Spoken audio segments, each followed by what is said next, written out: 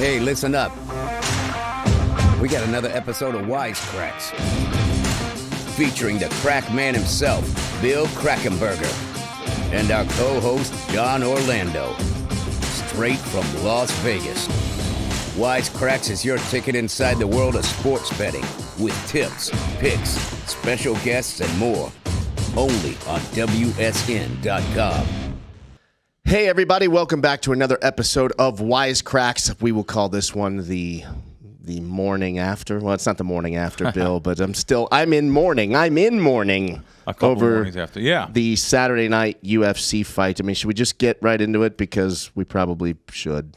Sure. Yeah, it's big talk, and we had Teddy Atlas on last week, right live here from in studio. We really enjoyed that, and I sent you a clip this morning from Teddy's podcast, which gets 100,000 views a week, sometimes more. And Teddy was giving us some props. Mentioned us by name. Well, of course he mentioned you by name, but it was a big deal to me to hear him mention me by name. Yes. Yeah. Yes. Gave Tony O a shout out. Oh, too. by the way. Yeah. I have something in my truck for you. Okay. Teddy's just such a sweetheart. He comes out, leaving the hotel. He has his driver stop, and he went into one of the stores and bought a whole bunch of stuff, and Conor McGregor stuff and the fight stuff, and he bought you some stuff. Really? He didn't buy me one thing. Really? But he bought you two things. I love it. Yeah. Okay. Make sure you get this to John. Yeah. So it's in my truck. Very exciting. Yeah. So Teddy gave us some good acknowledgement, good praise. Yep. And Teddy, like you, probably leaned to Conor. Yep. And me watching the fight, I thought Conor came out pretty aggressive with leg kicks, and I thought, and then it looked to me as if Poirier kind of took more control towards the second half of the fight, second half of the first round. Yep. And he broke his what bone? Do you even know what bone? I don't know. Two bones, two different bones. It was going the wrong way. His leg. That was brutal, like man. Like a Joe Theismann. Yeah. Did you watch the actual fight? Yeah. Yeah. Oh yeah. I love you for that. Yeah. Where were you? I was home. I had a bunch of people over thanks watching. for inviting me. I didn't. I know that we're show friends, and then if you want to earn some money, you go out with me, and then But no, you did buy lunch last week. See, I had the whole film crew. I'm going to show it. We're busier time. I thought I thought Conor looked good. I thought he's still not looking like old Conor. Yeah, that's all. You think so? Yeah, the money. I don't know if it's the money. Silk sheets. You know what I think it is? Silk sheets. I think it's the Floyd fight. Okay. I think that because obviously it's That's such a Teddy different. Talking. Yeah, right. Teddy says before Floyd and after Floyd. He does. He uses that all the time. It's the range, right? So boxing is just such a different range. You're really in close quarters, and I think he keeps going back to that. It's like he moved around a little better this time, right? And like you, I think he won the first half of round one. Yeah, and then he didn't get taken down. He opted to basically try to get that guillotine with Poirier. When he had him in there, I thought there was trouble. There was a quick second there where it looked like maybe something crazy was going to happen and he'd get his first. He's never had a win by submission in the UFC. So why would he choose to do that then? Go down like that? So it's possible that maybe the foot was already compromised and he felt like, oh, maybe I just need to get off my foot for a minute. Right. I don't know, or maybe the element of surprise. Yeah. Who knows? Maybe he just went with it. He felt it. I don't know. Okay. I don't believe that was a 10-8 round. Okay. Two judges gave that a 10-8 round. I would be all right with that if 10-8 rounds were given out commonly in the UFC, but they're just not. And I didn't even know they judge it like a boxing match. You're telling me a 10. Since when do they judge it like a point system? They do it. And it's weird because it's so subjective, right? Well, obviously judging is as a whole, but when it comes to a takedown, if you take some judges, if you just score a takedown in a round, you pretty much won the round. Okay. With some judges. Right. Some judges want you to, it's not just taking someone down. Did you do any damage while you had him down? Right. How long did you have him down? Did you have him down? Did he get up? In this case, Conor did get up. Yep. So there's so many factors that come into it.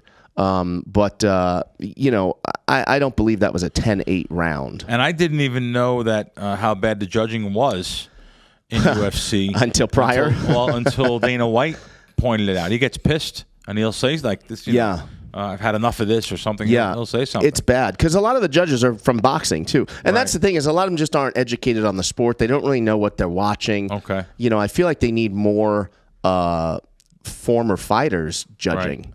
Okay. You know, would make more sense to me. Yeah.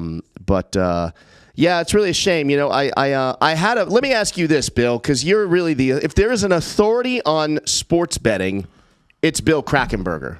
Fair enough. Yeah. I know you're a humble guy, but that's a fair statement, right?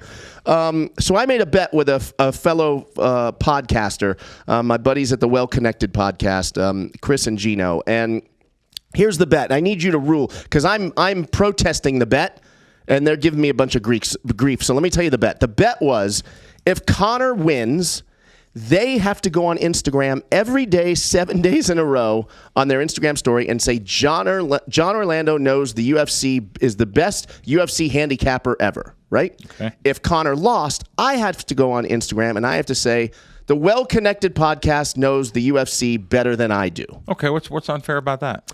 Well, here's the thing. The whole bet began by Chris from the Well Connected podcast telling me Conor's overrated. And I said, Conor's overrated? That's a crazy statement. And he's going on and on and on. And I'm like, that's ridiculous. So he was like, well, then let's bet. But let's not bet money. Let's bet this little prop bet. Okay? So here's my thing. If the bet was born out of Conor is overrated, right? Did the outcome of this fight really tell us that Dustin was better than Conor this past Saturday night? Because he broke the ankle or the foot or whatever it is. Like, we don't really get to see a fair, like, this was the trilogy fight, right? Conor knocked him out the first time. Dustin knocked him out the second time. So now this is the rubber match. Who's the better fighter, right? Yep. We're going to figure this out in the third matchup. And I don't feel we got the answer to that. Well, you got the official answer. He lost the fight. But, however, me personally, I could see Conor winning the fight. I mean, not...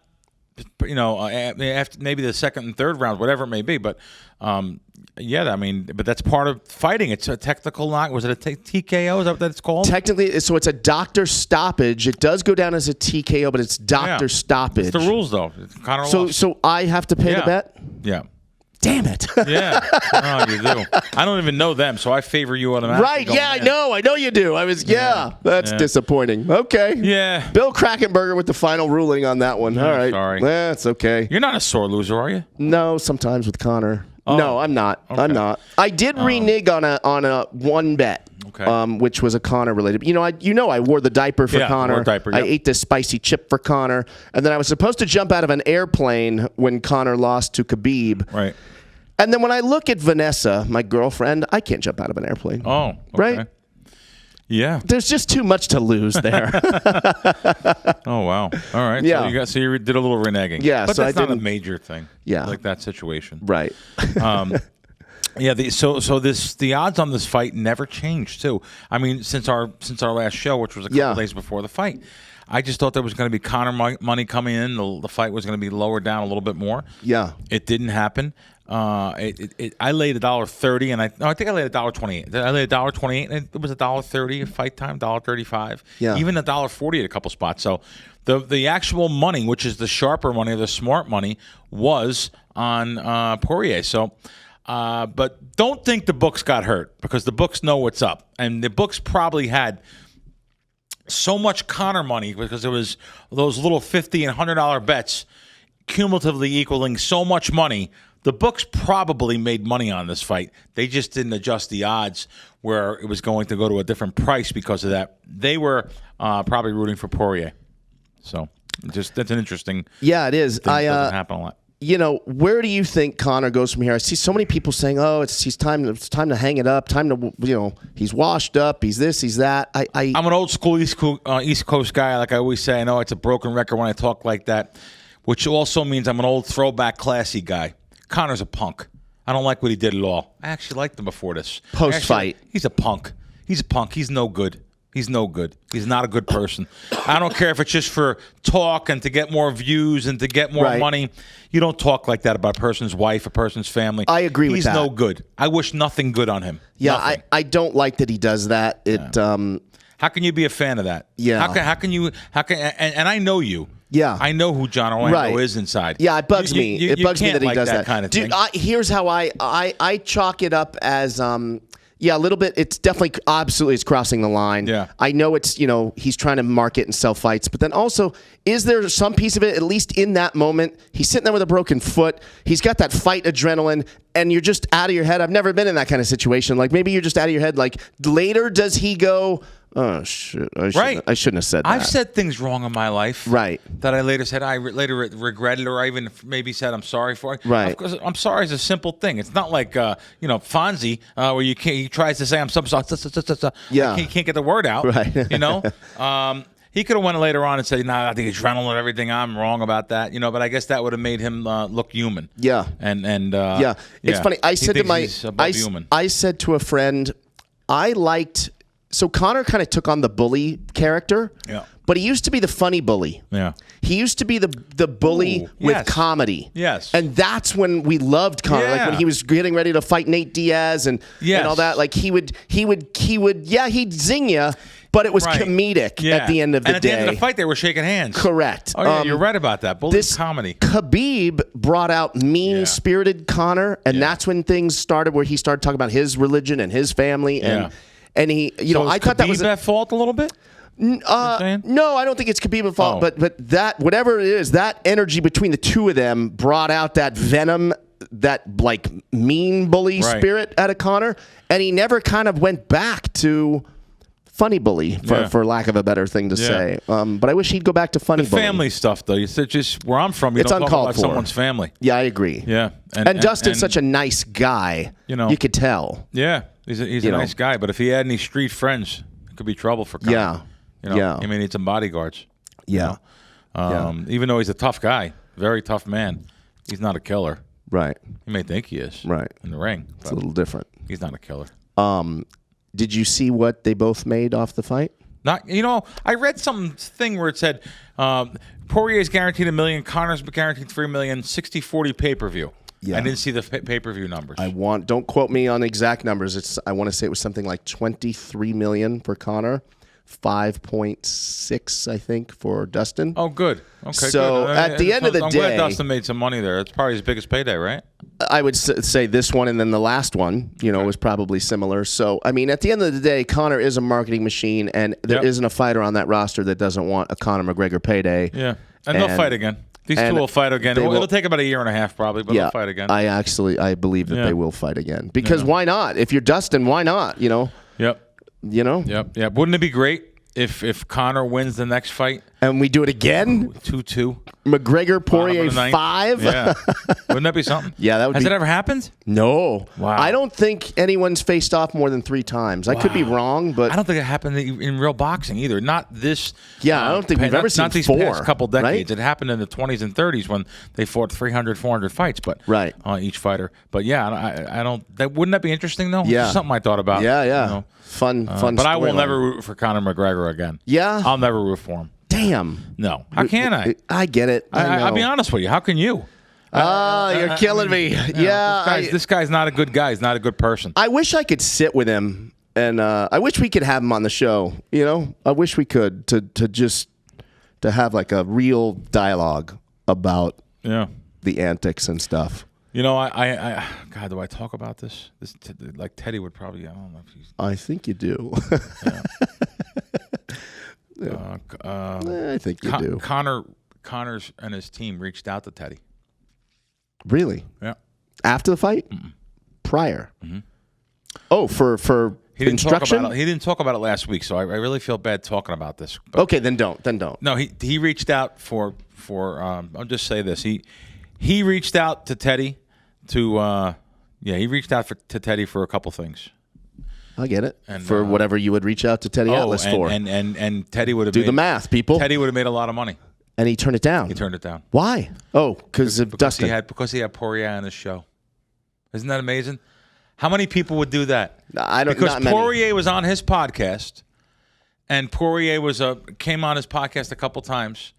Teddy turned down Conor. Absolutely a six-figure payday. I mean, do you know that it has to be? Yes. 100% six-figure. 100% six-figure Like maybe payday. deep in six-figure land. Teddy turned him down. No way. Yep. True story. You ask him. You got his phone number, right? I do. Yeah, you can ask him. I have his phone number. Yeah. Ah. Yeah. No. Wow. But yeah.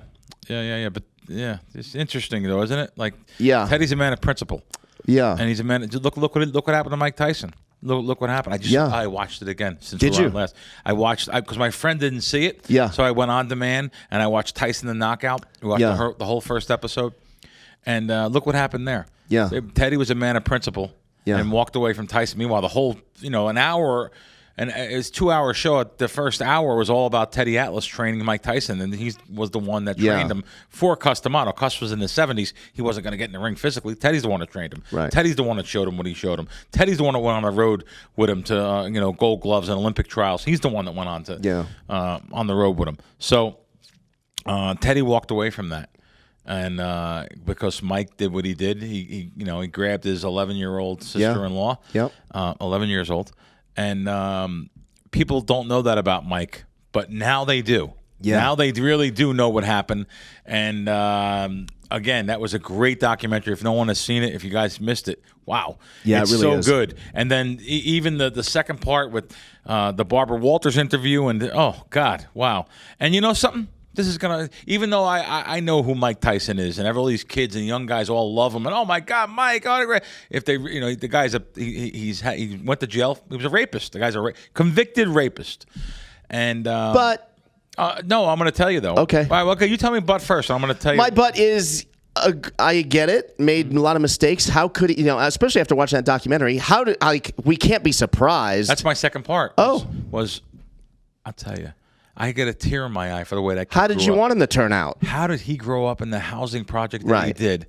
And his mother would bring home all these different guys, have sex in front of him as a child. Right. He was bullied. His pigeons, the guys came in and tore the pigeon's head off. And he was just bullied constantly. Yeah. And he was sent to boarding school. Let's face it.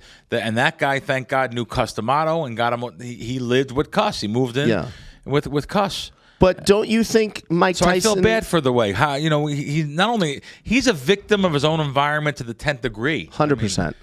So you almost feel for him there. But don't you feel he's and what evolved? About the girls throwing them at themselves? The girls were just throwing them at him. For girls sure. Were, I seen Derek Jeter one time, who never gets in no trouble or not. I seen something on Derek Jeter one time. He was giving girls paperwork to sign to cover himself in case they went and said something. Yeah. Say we date a girl and he have to fill out a non-disclosures. You do. Yeah. And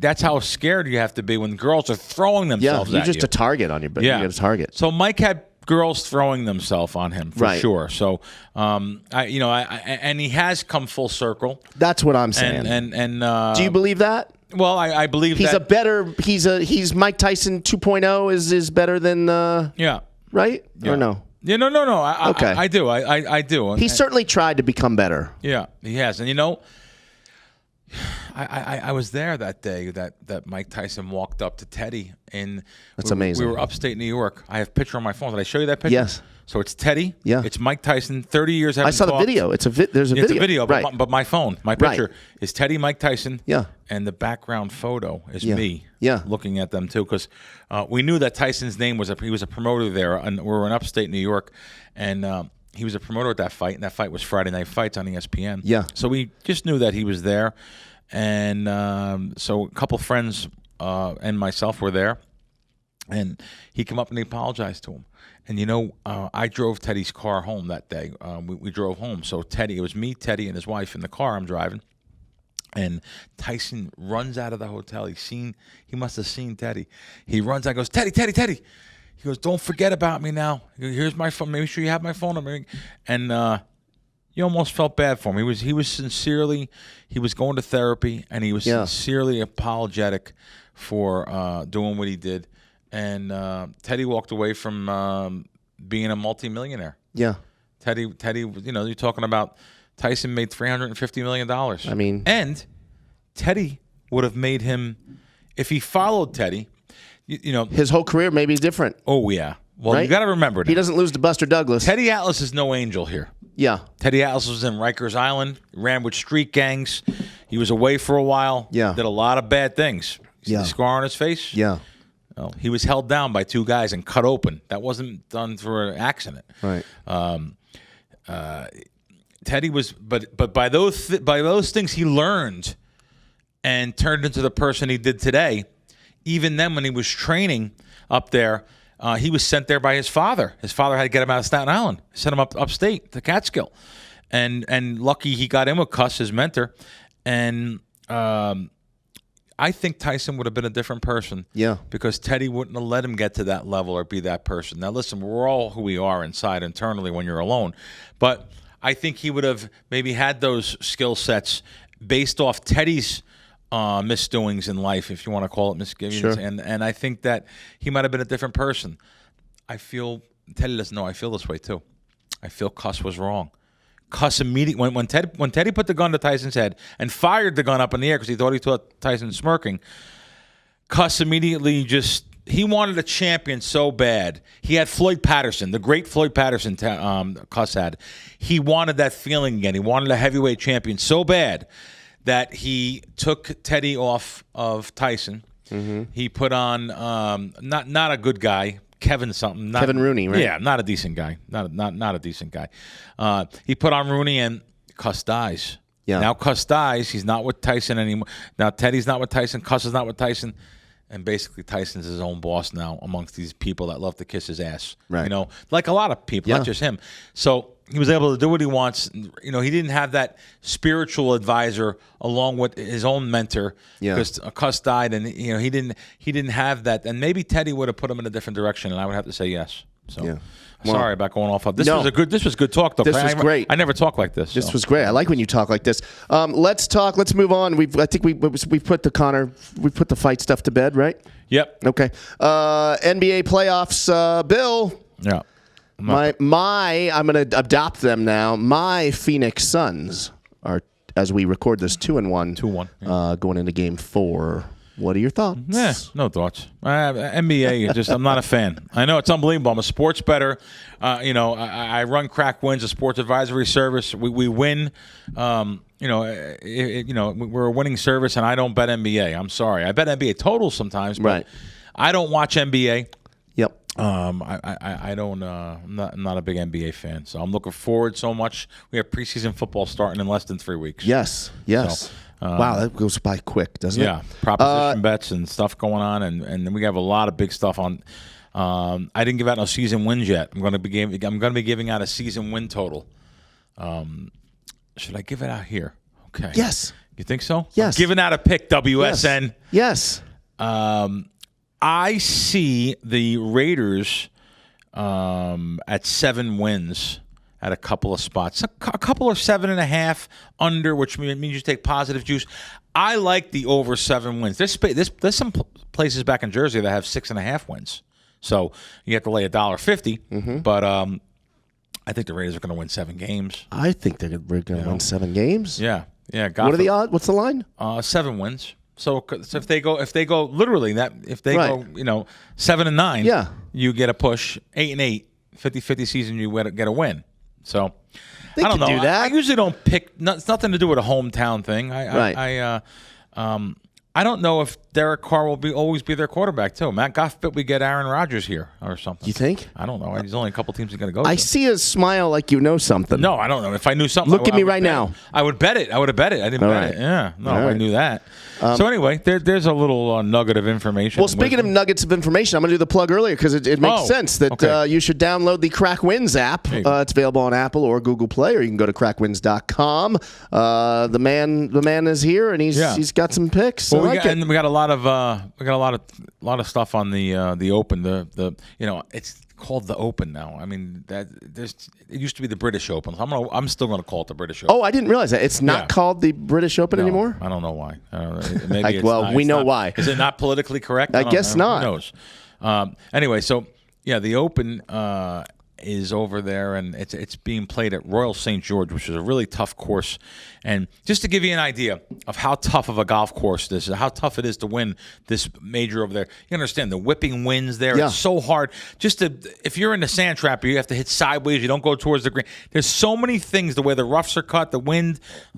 If you play the morning compared to the night, the later rounds, it's really tough going. If you watch any of it, you get a glimpse of it this week. It's insane compared to the golf in the U.S. or Canada.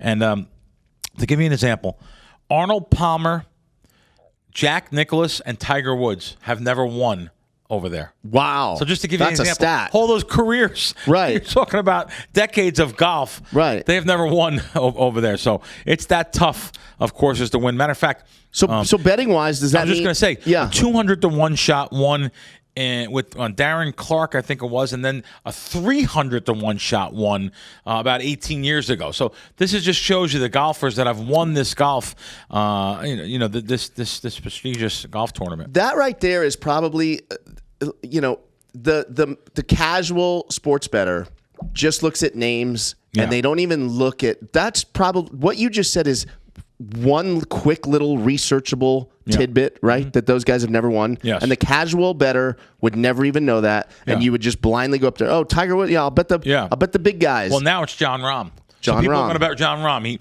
He had COVID. He had that tournament that he almost won. He was, well, not almost. He definitely should have won. But day 4, I think he was up 6 strokes. Yep.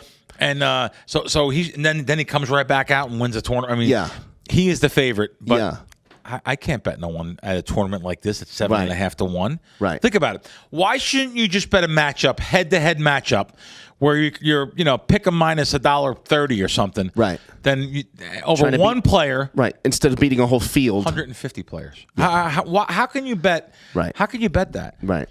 And to be honest, there's about 20 golfers here that are 20-1 or lower. Some of these sports books are blatantly, they should just use a mask and a gun and get the money easier off people. I mean, it's just terrible. 20 sports books have, 20 golfers. Some of these sports books in town, oh, God, they're future prices. Some of the guys that I like, too, here in town, some of the major sports books in town here, really, it's disgusting that they have such low odds on futures handles, and which is already a terrible, terrible bet normally. If you bet a game throughout the season, it's about a 4.5% house edge. If you bet a future, it's about a 25-30% house edge. Some of them take more than that. Now, on this tournament like this, which fans love to bet and stuff, some places are holding like circa. But then you have a place like downtown, and I hate to always give them so much credit. They really don't do nothing for me except for take my bets, so that's good. Circa takes like literally the lowest hold. They got the Masters, they took 10%. Tournament like this, probably 15%. I mean, such a difference betting there. But yet, last night when I was searching odds out, I was doing a big search on all different guys. I found some odds that were better than Circa because someone already got to it at Circa. Right. So if someone bet it at Circa, So I just noticed that if you have to do shopping, you got to have different places to bet. If you're serious at all, you have to have other places to bet. People come to town and they just want to bet at the book they're going to bet at. Right. So they're just going to bet. Let's say they go to the Mirage, they're just going to bet with MGM. It's crazy. Right. Why not go across the street? You can go to Casino Royale or Venetian there and get a William Hill account. Right. Go down the street to Stations, get a Stations account. Right. Go down the street the other way to a Coast, Boyd, and get a Boyd account. So now you have 4 different bets in 4 different sports books in your arsenal. Right. And to be honest with you, those sports books you'd want. Yep. Because they have the softer lines. They have a more square fan base. So I always want them in my arsenal. You come to town for 4 or 5 days, just go put, whatever your gambling bankroll is for sports betting, allotted bankroll, spread it out amongst those 4 books. If it's $1,000 a book, put $1,000 a book in there. You're betting $100 a game, whatever you're betting. I just don't see. I never understood that. I never understood why you wouldn't want the best of it. Those half a points mean so much, especially coming here, football season starting here in the next 6 weeks. Don't you want the best line? Don't you want the to get 7.5 and instead of taking 7? Right. These half a points mean so much, and people are just they force themselves thinking, I'm in Vegas, party, drinking, watching the game, and they want to touch their money after the game. Well, wouldn't you rather touch a ticket after that? Wouldn't you rather just hit your app and touch your money 4 days later after you're done than have to have it that night for you? Right. But I kind of get a little emotional. Not emotional. I kind of get a little crazy about it, thinking about it, because it happens all the time, and I'm looking to beat the sports books. So I would rather have you guys have the money than the sports books have the money. Just to let you go. I like that. Yeah. Did you watch the All-Star game last night? No. No. I didn't even know who won till this morning. Really? No. I watched the home run derby. That was kind of fun. I was rooting for a couple guys there. Yeah. You know what's funny? I checked. You could check FanDuel. You could check DraftKings. You could check PointsBet without even having an account. They're ones back in Jersey. So I was checking those places, the odds there, and I seen Alonso, the guy that won. Yeah, Pete Alonso. Yeah, he was 6-1. He won last year. FanDuel. He won the season before. He's the only one of the 8 guys that had the experience. Right. So the places in town here had 4.5 to 1, 5 to 1. I just noticed. I looked at 2 different people. I wanted to look what Ohtani was, and I wanted to look what Alonso was. Yeah. So that I didn't bet it, but I'm just saying. I looked at it and I said, "Wow." Why not? I probably because it's a mental thing. I'm not going to take 4.5 or 5 to 1 when I know I could have got 6 to 1 being in Jersey. It's a really and plus it's a real again. It's a heavily juiced pool. Right. That wasn't even the right odds anyway. So, but I was glad Ohtani was out of it, to be honest with you. I'm glad he got beat in the first round, even though it went to like triple sudden death there. Yeah. At least he got out of it. And I'm glad he got out of it because I have him to win MVP. So I saw you tweet that, and that was a really good point. Yeah, a lot of guys get hurt themselves for the second half of the season, or their swing changes. Yes, I was even upset to see him pitching the first game, starting in the All-Star game. I was like, oh God, thank God he went 1 inning. I heard. I read it this morning. I didn't find out until this morning. When you're just trying to hit 400-foot bombs, think of what it does for you over and over. The torque on your back. Yeah, your swing. Yeah. Yeah, and look up. I was so happy for Trey Mancini. What a story! I was so happy for him. You know his whole backstory. I know he has cancer. He had stage 3 cancer. Yeah. I make videos with Sarah Perlman for PointsBet. I'm a spokesperson for PointsBet. I make videos with Sarah. Sarah's his girlfriend. Oh, wow! Yeah, that's his girlfriend. As a matter of fact, have you met him? No, I haven't met him. But what a great tweet that she even put up. I thought it was so cool. See it. Oh, I thought it was so cool, the tweet that she put up. There it is. Look, these two have been through it all. Actually, the Baltimore Orioles put that up. Isn't that cool? That's great. And that's Sarah through the cage, through the gate. You probably can't see that, but yeah, it's pretty cool, isn't it, though? He hits the ball so far, and it's effortless. It doesn't even look like he's swinging hard. He was the long shot. He was the longest shot on the board. Right. He was 20 to 1. Yeah. He was the longest shot on the board, and he almost won the whole thing. Yeah. And I can't believe how he did in those finals. Oh, if he's facing any other guy, he wins. I mean, that's really where experience came into play. He was a beast. Yeah. He was just, and he looked like he was having so much fun. He was. Yeah. He was. And how about this? He only makes $667,000. Isn't that crazy? He made $1 million that night. Pete. And Yeah. he gave as a contract incentive. Gave $100,000 to charity. Gave $50,000 really? to Wounded Warriors and $50,000 to another veteran site. God bless him. It's funny you mentioned you didn't watch the game, and I had the game on, but I can't say that I watched it. I mean, they got to do something. I don't know. It's just not. Is it just when you're little? It's interesting because is that it? I loved baseball because as an adult, and I love baseball, but it's like I watched that game and I just I can't get into it.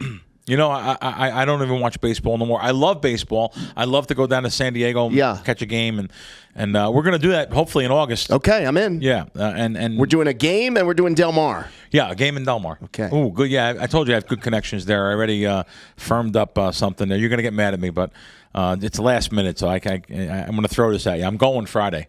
So I'm going to opening day. You're killing me. Oh, Friday. I can't go this week. I knew it. See, that's why this week I can't go. I didn't want to bother you. I knew it. But we'll go again, right? Yes. You promise? Yes. Okay. Oh, yeah. No, I got a table for Friday. By the way, Friday table, Del Mar, opening day. It's amazing. Yeah, I've gone. You know how hard it is to get a seat this year? It's not easy. Built-up demand this year. It's pricey. Oh. Do they charge a guy like you? Oh my God. I can't even believe it.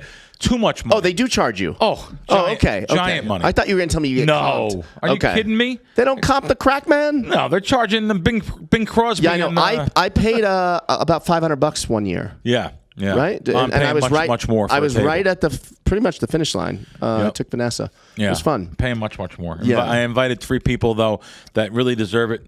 But yeah, the table costs us a ton. But however, it cost me a ton. But I don't care. It's opening day. I want to do it. And by the way, when you have the table, you still have to buy tickets to get in. Yeah, no, you do. Yeah. You do. Parking's $50. Right. Yeah. So.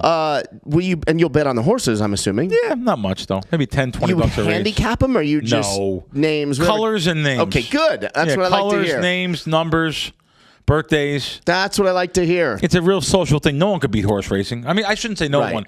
You can't beat a place like Del Mar. These big tracks are very hard to beat. You have to have a rebate shop. There's places that give you rebates, like 10, 12% of your action back. Then you got a chance. Don't forget, it's a 25% hold. In general, 20, 25% on exotics and those type of bets.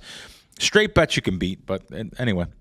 I guess you could beat it with rebate and some information. Some smaller racetracks. There's a lot of stuff that goes on. I mean, look at what happened in the Derby and stuff. Right. There's a lot of finagling. And You've been to Churchill Downs? No, never. I want to go. Yeah. Nope. Man, we need to do a Wisecracks episode from the Derby. Yeah. No, I actually want to go one of these days. I've never been there. Yeah, my old Kentucky home, mint juleps, wear one of the nice hats. Yeah. Yeah.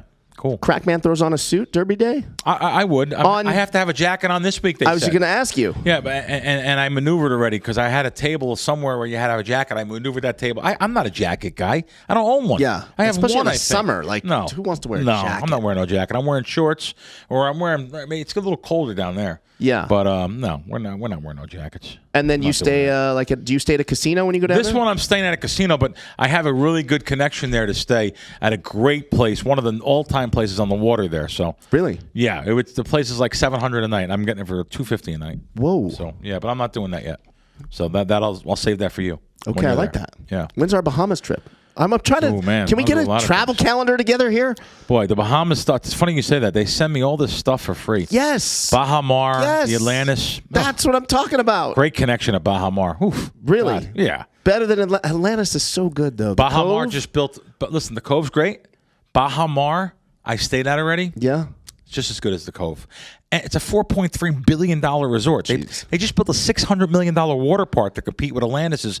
And Atlantis it's getting old. It's getting old. It's getting run down. But there's critters. Where?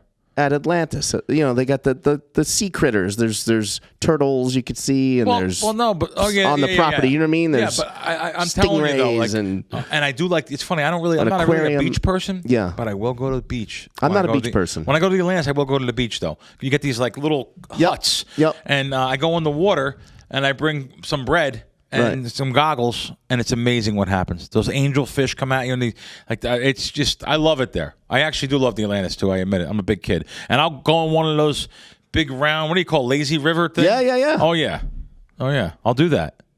Yeah. I'm willing to travel. Let's go. What are we doing? What are we doing here, Krack? I'll tell you what. It's tough to be me. It is, huh? How do you get away to that? Everyone wants you all over the place. I'm just. It's tough to be because I'm afraid I'm going to miss something. But you're right. Take a weekend and go. Yeah. Yeah. You can bring the iPad, can't you? Or can you not bet from there? No, they have William Hill, and they threw me out for winning. Yeah. The Atlantis. I'm just saying, Bill. I don't know if you know. I'm able to. You can beard in. I'm able to bet. That's how stupid some of these companies are too. They don't realize that you can beard in, and like they're so dumb. But anyway. WS. We should probably talk about our WSN.com. Yes. Head on over there to WSN.com. They've got all the great bonuses. Still got good bonuses over there? Of course. How do they get the good bonuses? Why is it so good there? They negotiate it. WSN doesn't know this, so I got an email this week. I should forward it to them, really. And he said, I just want to let you know, I was signing up through WSN at William Hill, because William Hill is a big bonus, and I signed up because of your show. Really? So yeah. So he signed up. He put $1,000 in, but still, he signed up through our link and got the bonus. And that's just. You should forward it to them so they know it's working. I know it's working. The strategy, and that's just one. How many people actually circle back to you to tell you that? No, they don't. There's hundreds of people. But for every one, there's 100 more. For sure. Yeah. Right. I'm looking again now. Here we go. William Hill. There's the $500 free bet. I'm looking at New Jersey Sportsbook. By the way, you click on bonuses and you can go to each individual jurisdiction and see what they offer. So I clicked on New Jersey. It's the top on the list, and they have most of the representation of the Euro books and the books in general. general. William Hill, $500. DraftKings, $1,000 deposit bonus. Bet365, $500.